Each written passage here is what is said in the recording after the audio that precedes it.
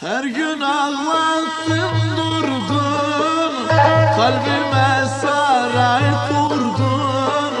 Her gün ağlattın durdun, kalbime saray kurdun. Benim sevgilim oldun, seni çok seviyorum, nefret edemiyorum. Kastin mi vardı söyle, çektirdim bana çile. Kastin mi vardı söyle, çektirdim bana çile. İşkence etsen bile seni çok seviyorum, nefret edemiyorum. İşkence etsen bile seni çok seviyorum, nefret edemiyorum.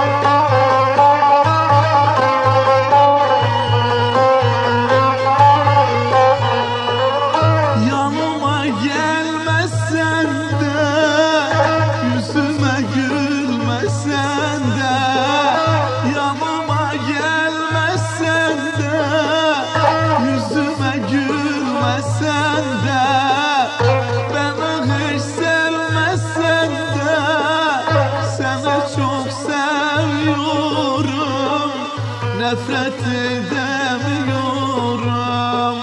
Kastin mi vardı